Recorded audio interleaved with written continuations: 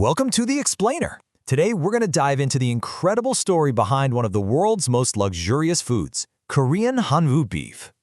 Because, the story of Hanwoo is really the story of modern Korea itself. It's this amazing journey of survival, innovation, and just incredible ambition. Well, to really get it, to understand its status today, we've got to go back more than a century, to a time when its very existence was seriously under threat. Okay, so our story really starts in a pretty difficult chapter of Korean history, the colonial period.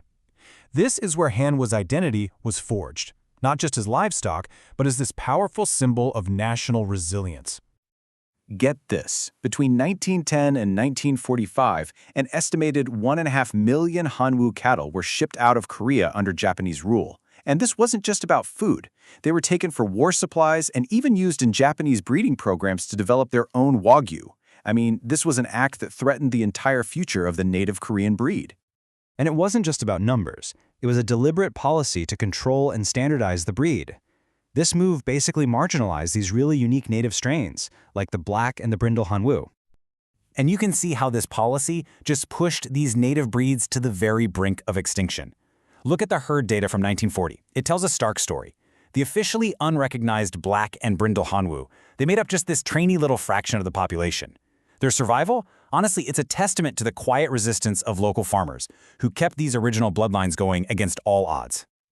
So after liberation, South Korea kicks off this period of just super rapid industrialization. And this huge shift in the nation's economy was perfectly mirrored in the journey of the Hanwoo.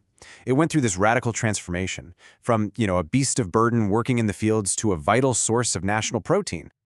The decades after the war saw this really systematic, scientific effort to reinvent the animal for a whole new era.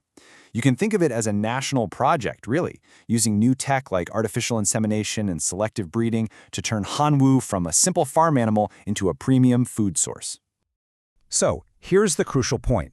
Through decades of really focused breeding for meat, the modern Hanwoo more than doubled in size. Think about that. That was a massive agricultural achievement. And as the country got wealthier, putting Hanwoo on the dinner table became this powerful symbol. It meant you'd made it. It meant the whole nation was becoming prosperous. All right, so by the 80s and 90s, South Korea's economic miracle is in full swing. And with rising incomes came a totally new consumer demand. A revolution, really, in what Koreans wanted from their beef. The focus shifted from just quantity to this obsessive pursuit of incredible quality and amazing taste.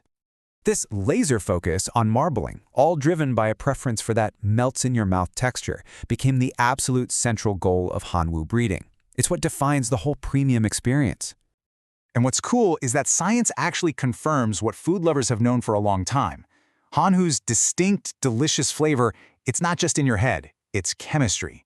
This high concentration of oleic acid is exactly what gives it that signature rich, savory taste. This whole evolution was really made possible by a wave of new technologies. You had systematic grading, widespread refrigeration, and these sophisticated aging techniques all working together to elevate Hanwoo from just a simple meat into something much closer to an industrial art form. So, after perfecting its product and totally conquering the domestic market, Hanwoo now stands at a new frontier. It's facing its next big test, taking the K-meat brand to the world and competing on the global stage. So now the industry is grappling with some very modern questions. The focus is shifting from more to better and more responsible production, and that includes a new push to save the very breeds that were once pushed right to the edge of disappearing. The core challenge really becomes clear when you put Hanwoo up against its main competitor, Japanese Wagyu. Both are premium products, for sure. But Wagyu has a massive head start in global brand recognition and export volume. So Hanwoo has to carve out its own unique identity in what's a very crowded market. And this, right here, is the key question for Hanwoo's future. It's got to figure out how to navigate all the different tastes and values of a global audience, all while holding on to the unique qualities that make it so special in the first place. Ultimately, the journey of Hanwoo is a great reminder that the food on our plate, well, it's often so much more than just a meal. It's a reflection of history, culture, and a nation's ambition. Makes you think, doesn't it?